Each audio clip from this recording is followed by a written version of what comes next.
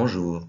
Dans cette présentation, nous allons parler de différents domaines de stabilisation commune, c'est-à-dire des domaines où les États prennent des mesures, normalement par des traités ou des recommandations, au sein d'organisations et d'institutions internationales, pour stabiliser des marchés et pour assurer l'intégrité de ces marchés. Traditionnellement, nous avons parlé beaucoup de l'enjeu principal des accords de libre-échange, l'ouverture des marchés, la libéralisation des flux de marchandises, de services, de travailleurs, de capitaux. Ceci implique normalement l'accès au marché ainsi que l'élimination d'obstacles. Nous avons parlé d'obstacles non tarifaires, d'obstacles tarifaires. Nous avons parlé de discrimination, la nécessité de justifier pourquoi certains obstacles doivent exister, etc.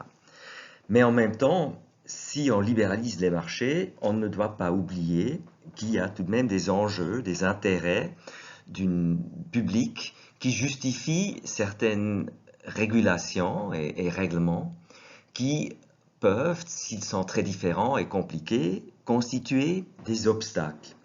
À ce moment-là, on se demande s'il ne faut pas reconnaître mutuellement ou harmoniser certaines régulations des marchés pour assurer leur stabilité.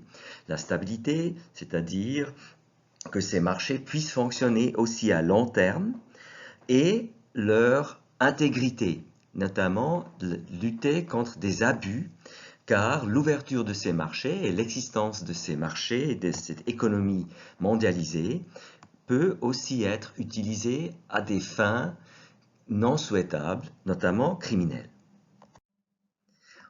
On parle donc de plus en plus de l'intégrité des marchés, et quand on parle d'intégrité, on pense notamment à la lutte contre les crimes économiques, la criminalité liée à la vie économique.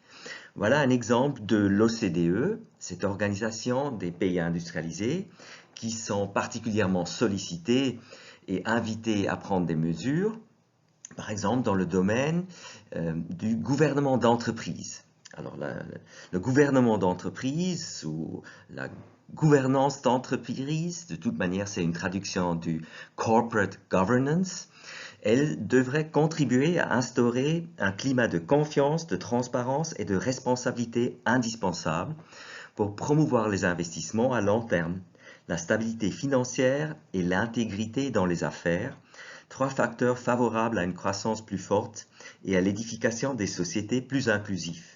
Donc vous voyez ici une justification pourquoi l'OCDE ou les États membres de l'OCDE ensemble essayent de régler certains aspects dans le domaine de la gouvernance d'entreprise. Il s'agit essentiellement de certains standards communs quant aux droits des sociétés, mais aussi à la vente d'actions ou de participation en bourse, etc. Normalement, dans ces domaines, c'est essentiellement du droit administratif, quand il s'agit de régulation de certains secteurs. Souvent, on utilise le droit pénal, bien sûr, pour lutter contre la criminalité, donc pour punir celui qui aurait commis une violation. Mais il peut aussi s'agir d'instruments de droit civil. Par exemple, si vous pensez au droit des sociétés, qui chez nous et dans la plupart des pays est considéré comme un domaine du droit civil. Donc ici, on voit une interaction de plus en plus importante entre le droit international économique et les mesures prises par les États à ce niveau et leurs répercussions sur le droit interne.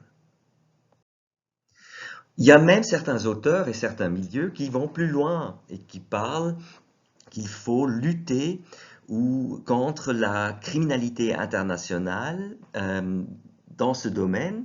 Il y a des gens qui parlent d'une économie illégale, d'une global illicit economy. Même la Banque mondiale, encore le FMI, quand ils parlent des régulations des systèmes bancaires, par exemple, ils mettent en avant l'idée qu'il y a un commerce illicite et qui peut donc euh, rendre risqué la manière comment nous gérons l'économie globale. On parle donc de illicit trade and global economy. Au sein des entreprises, et quand on parle aux acteurs économiques qui sont visés par ces régulations, normalement, c'est aujourd'hui décrit par tout ce qui concerne la compliance, ou encore, un peu plus technique, la regulatory compliance. Vous avez ici une définition en anglais, telle que vous la trouvez sur le site de beaucoup d'entreprises multinationales, mais aussi des entreprises spécialisées qui offrent leurs services à des entreprises, non pas seulement des banques ou des entreprises dans le négoce de matières premières, mais aussi des entreprises pharmaceutiques, ou encore des entreprises qui produisent des machines, parce qu'ils sont tous visés par ces régulations. Et donc ici, vous avez une définition qui dit que la regulatory compliance describes the goal that organizations, dans des entreprises, aspire to achieve in their efforts to ensure that they are aware of and take steps to comply with relevant laws, policies and regulations. Et donc ici, on peut donc parler ici d'un nouveau domaine où on a énormément besoin de juristes, voire de spécialistes qui connaissent donc les règles du droit international économique dans ce domaine et notamment aussi leur mise en œuvre à niveau national où ça existe. Dans la presse, vous pouvez lire aujourd'hui que par exemple les banques ou les prestataires financiers ces dernières années ont dû engager beaucoup plus de personnel dans ce domaine qui en principe crée essentiellement des coûts pour l'entreprise, mais c'est dû à cette volonté internationale, cette volonté accrue de lutter contre le crime international. Il reste beaucoup à faire, il faut dire. Un premier domaine dont j'aimerais vous parler brièvement, c'est le droit de la concurrence. Alors, historiquement, certains États avaient adopté du droit de la concurrence, mais on s'est rendu compte au fur et à mesure qu'il faut tout de même aussi une certaine coordination internationale et qu'on souhaite tout de même qu'on ait un niveau minimal dans tous les États. Alors ici, par exemple, l'OCDE a son propre organe qui s'occupe de la concurrence, qui a produit et rédigé tout un nombre de recommandations et de best practices dans le domaine de la concurrence. Ici, vous voyez par exemple certains des derniers résultats. Juste un exemple de 2019, la recommandation concernant des actions effectives contre des cartels durs, des hardcore cartels. C'est des cartels, c'est-à-dire des restrictions de la concurrence particulièrement importantes. Et donc, on a trouvé un standard minimum au niveau international. Ce domaine est normalement traité dans un cours spécialisé du droit de la concurrence et pratiquement toutes les entreprises, même les petites aujourd'hui, ont besoin de conseils juridiques pour savoir ce qu'ils peuvent faire, ce qu'ils ne peuvent pas faire en vertu du droit de la concurrence, dans un premier temps national, mais par la suite aussi des régulations internationales y applicables. Vous avez par exemple ici 2012 une autre recommandation dans le domaine de l'achat public où nous avons vu que l'OMC par exemple a adopté des standards. Dans les accords régionaux, la Suisse et l'Union européenne par exemple connaissent leurs propres règles et dans ces domaines, la collusion, c'est-à-dire des ententes entre des entreprises qui offrent leurs services ou leurs marchandises dans le cadre de ces marchés publics est particulièrement commune. Donc il y a souvent des violations du droit de la concurrence. Et ici, l'OCDE a aussi essayé d'encourager les États membres à prendre certaines mesures, ce qu'on considère normalement les best practices, pour éviter une distorsion qui aurait des effets aussi sur les marchés internationaux. Dans le cadre de l'OMC, on a aussi commencé à parler de l'interaction du commerce et de la politique de la concurrence. Depuis 2004 au moins, l'OMC, le Conseil général, a décidé que c'est un domaine important et que ce serait souhaitable que l'OMC, donc pour tous les membres de l'OMC, ce qui va au-delà de l'OCDE, adopterait aussi des règles à cause des problèmes actuels, des problèmes politiques. On n'a pas encore vu des résultats contraignants, mais il faut s'attendre à ce que dans les années à venir, l'OMC soit plus active aussi, elle, dans le domaine du droit de la concurrence. Une grande partie de mesures ont déjà été adoptées dans le domaine de la criminalité économique internationale.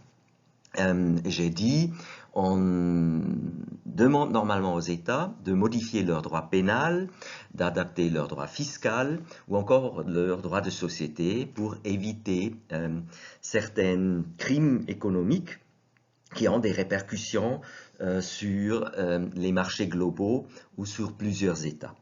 Un grand domaine où il y a beaucoup d'actions, c'est la lutte contre la corruption. Ici, c'est d'abord pour la Suisse, le Conseil de l'Europe et l'OCDE qui ont adopté des instruments.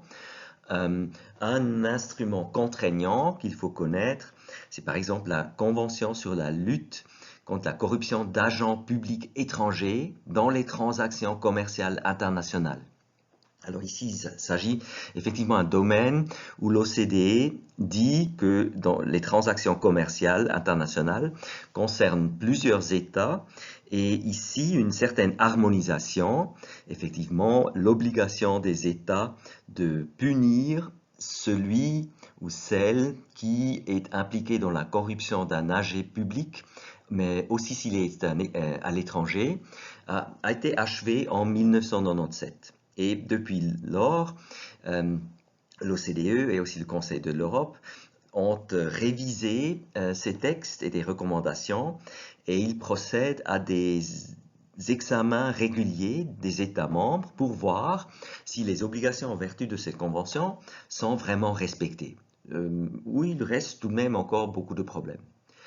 Un domaine lié est particulièrement important pour la Suisse à cause de l'importance de sa place financière, c'est le blanchiment d'argent, auquel on a ajouté dans les dernières 20 ans le financement du terrorisme, qui est un aspect particulier de ce blanchiment d'argent.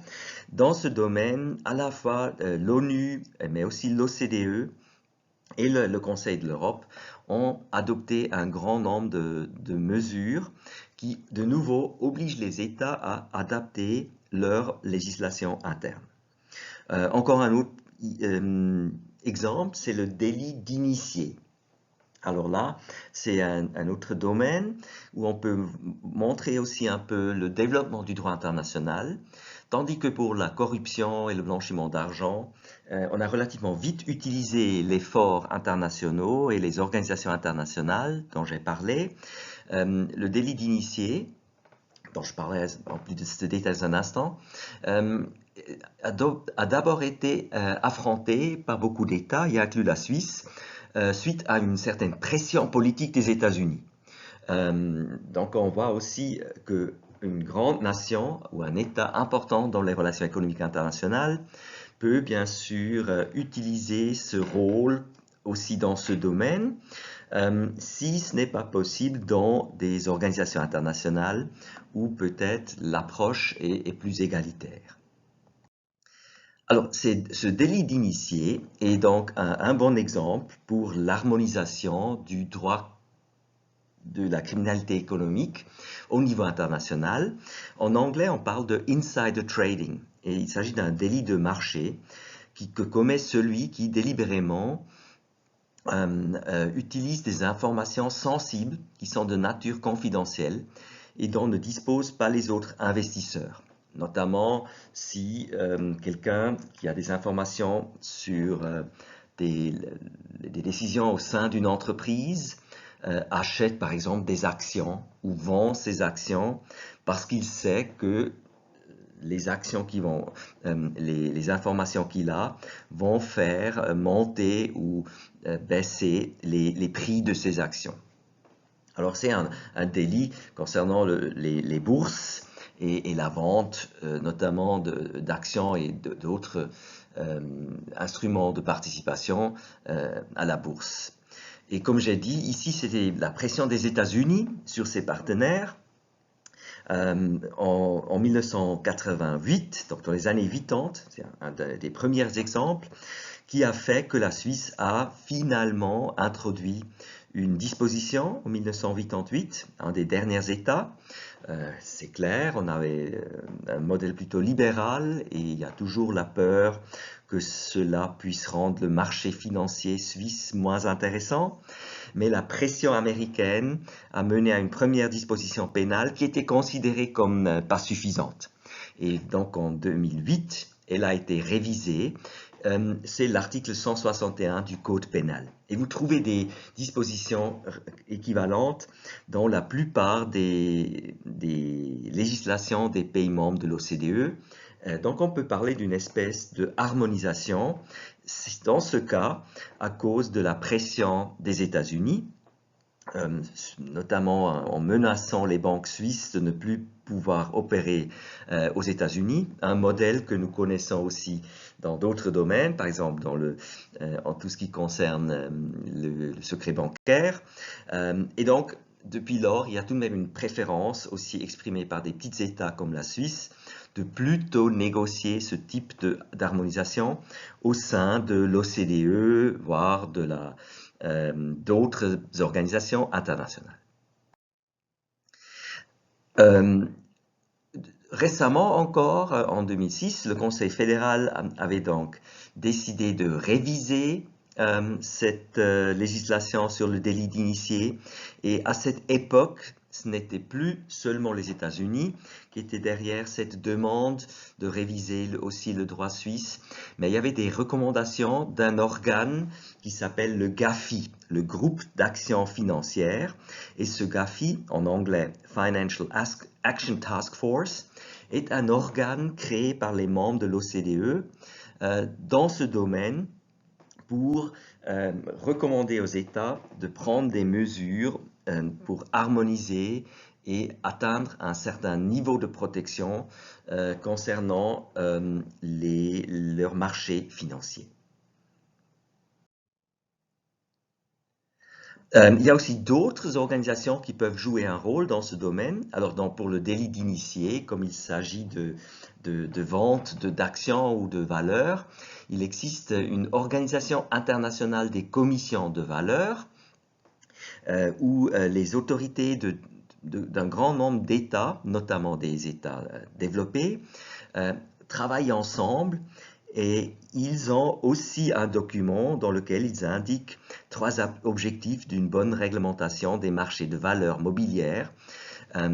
Et on mentionne donc comme objectifs principaux la protection des investisseurs, la garantie que les marchés sont équitables, efficaces et transparents, et la réduction du risque systémique. Le risque systémique, ça nous mène déjà à l'idée de la stabilité des marchés, notamment pour les marchés financiers. Vous pouvez vous imaginer, s'il y a des problèmes et s'il y a par exemple des banques qui s'effondrent, cela a des répercussions sur l'économie dans son ensemble. Donc cette stabilité des marchés, notamment financiers, est particulièrement importante.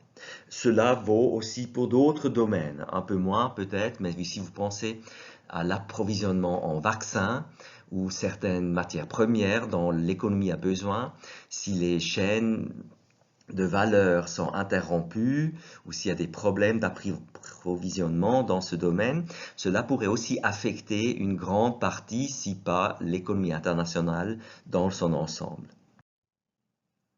D'autres institutions que j'ai déjà mentionnées, qui par exemple même dans ce domaine du délit d'initié jouent un rôle, sont la Banque mondiale et le Fonds monétaire international, dont nous allons encore parler un peu plus tard quand nous parlons de leur rôle pour la gestion des marchés financiers internationaux. eux utilisent par exemple les principes fondamentaux de l'OICV qu'on vient de voir lors de l'examen de la santé financière des systèmes réglementaires des différents pays dans le cadre du programme d'évaluation du secteur financier de ces organisations. Donc là, vous voyez maintenant un lien et une coopération entre les différents acteurs et organisations internationales pour utiliser les mêmes standards qui, par ce biais, devraient être appliqués dans de plus en plus de pays. Et là, il y a aussi une motivation de le faire parce que si on ne le fait pas, on pourrait avoir des problèmes de passer ces examens et on pourrait être exclu de certaines opérations. On parle souvent de blacklisting ou d'être mis sur une liste grise, ou ce qui cause normalement des problèmes pour les secteurs concernés et ce qui devrait normalement motiver ces secteurs de, coopérer dans le domaine.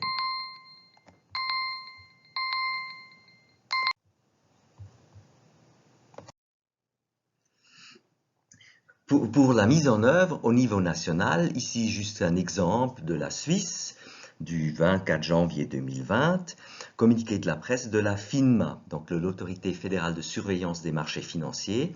Là, nous sommes dans le domaine du droit administratif. Donc la réglementation suisse concernant les banques et les prestataires financiers. Vous voyez qu'ici, à l'encontre d'un ancien CEO d'une banque suisse, il y a une procédure qui a été conclue concernant un délit d'initié et une sanction a été adoptée contre cette personne en respectant les règles du GAFI et inspiré aussi par les différents autres acteurs que nous avons vus au niveau international. Donc là, vous voyez à la fin le résultat, une décision administrative au niveau national, mais sur la base d'une réglementation ou d'une régulation qui est harmonisée au niveau international. Donc, c'est une manière de faire respecter certains standards internationaux dans ce domaine du droit international économique. Alors, nous avons déjà un peu parlé du GAFI, dont on parle assez souvent dans la presse suisse, notamment quand on parle des problèmes des banques suisses avec le blanchiment d'argent ou aussi l'évasion et la fraude fiscale qui sont de plus en plus considérés comme faisant partie de ce domaine. Le GAFI a été créé en 1989. Les objectifs sont l'élaboration de normes, la promotion de l'efficace application de mesures législatives, réglementaires et opérationnelles en matière de lutte contre le blanchiment de capitaux, le financement du terrorisme et les autres menaces liées pour l'intégrité du système financier international. Là, vous voyez donc une définition qui va relativement loin. Pour la corruption, ici aussi un exemple concernant la mise en œuvre au niveau suisse. Nous avons déjà vu la Convention internationale de 1997 qui avait été adoptée au sein de l'OCDE. Et en 2000, l'administration fédérale a pu communiquer que maintenant les actes, la législation suisse était prête. La corruption des fonctionnaires étrangers devient punissable en Suisse. Les dispositions pénales nationales sont entrées en vigueur en mai 2000, qui s'inspire de nouveau du fait que la Suisse a adhéré à cette convention de l'OCDE. L'adhésion de la Suisse à la convention de l'OCDE est mentionnée dans le même bulletin de presse comme étant à la base de cette révision du droit suisse. Vous voyez, en 1997, il y avait 34 États qui avaient déjà signé la convention et 20 États l'avaient déjà ratifiée. Et la dernière phrase montre ici la pression indirecte qui existe En adhérant à cette convention, la Suisse assume sa part de responsabilité dans la lutte contre la corruption internationale, suite bien sûr à un processus dans lequel les États se sont coordonnés au sein de l'OCDE. Beaucoup d'États ne l'auraient pas fait s'il n'y avait pas eu cette pression par le groupe, ce qu'on appelle en anglais normalement le peer pressure. Et après, il y a une peer review, donc une analyse des dispositions de mise en œuvre de chaque État pour maintenir cette pression et cet esprit de groupe d'États qui assument une responsabilité commune. Alors pour la Suisse, particulièrement important ces dernières années était évidemment la fiscalité internationale. On parle de plus en plus de crimes fiscaux et de crimes fiscaux internationaux parce que souvent c'est la fraude fiscale ou l'évasion fiscale est facilitée, voire devient seulement possible parce qu'on peut utiliser des banques ou d'autres prestataires financiers à l'étranger. La Suisse a une relativement longue tradition dans ce domaine. On en est fier, on gagne bien avec ce secteur, mais il y a des grands risques. Et donc, il y a toujours eu des dispositions dans des traités internationaux concernant ces questions.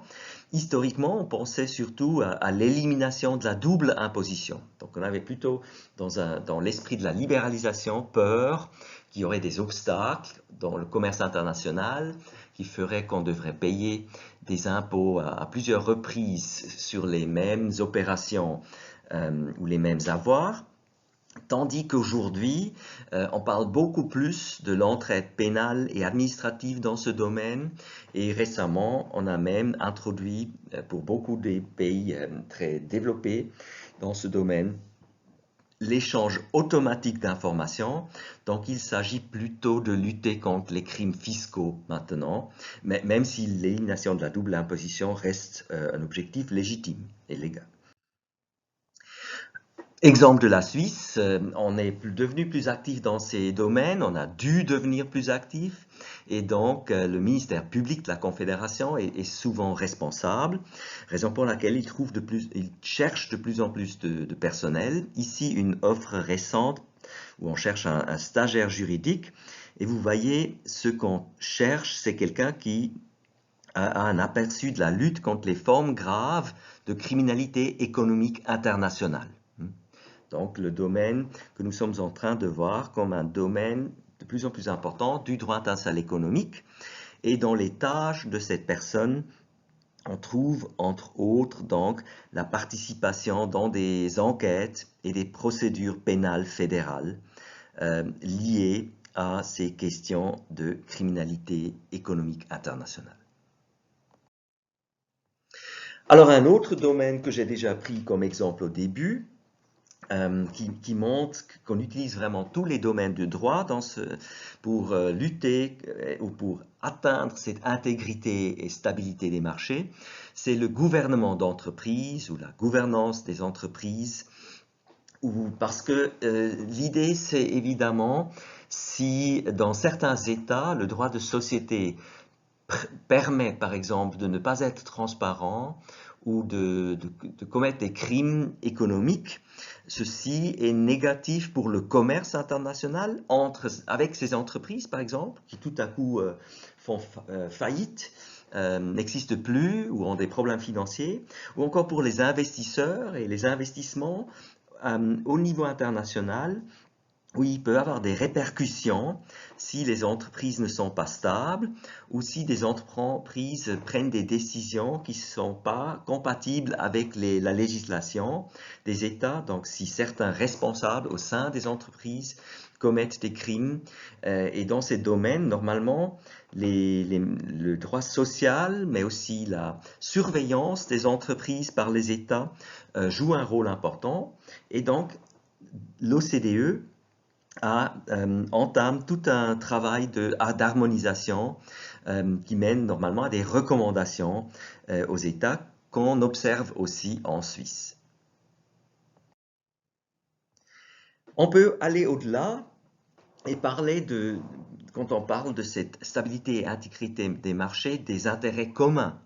Alors, nous avons par exemple déjà parlé de la sécurité. Si des États prennent des sanctions contre des États ou si des sanctions économiques sont adoptées au sein des Nations Unies, il y a un intérêt que ce soit respecté par tous les États. Donc, on peut parler d'une certaine harmonisation des règles concernant les échanges et les investissements par les États ou un groupe d'États pour des raisons de sécurité. Et on aurait aussi pu en parler dans ce chapitre, mais comme c'est tellement développé et comme il y a une longue tradition dans ce domaine, je l'ai fait dans un chapitre à part. Il faut aussi parler des domaines comme l'environnement, normalement traité dans un cours du droit de l'environnement, éventuellement international, mais là il y a de plus en plus de liens avec l'économie. Un exemple, c'est la convention de Minamata sur le mercure, où on contrôle essentiellement le commerce et le transport de cette matière première. Il y a certaines entreprises qui sont actives dans ce domaine et là nous avons maintenant une harmonisation à niveau international dans cette convention et il en existe d'autres pour d'autres marchandises et pour d'autres matières premières surtout pour éviter certains comportements qu'on considère comme inopportuns et qu'on veut rendre illégaux par l'adoption de ces conventions internationales et la mise en œuvre au niveau national. Ici, vous trouvez une petite vidéo d'1 minute à peu près que vous pouvez regarder sur le fonctionnement de la convention de Minamata.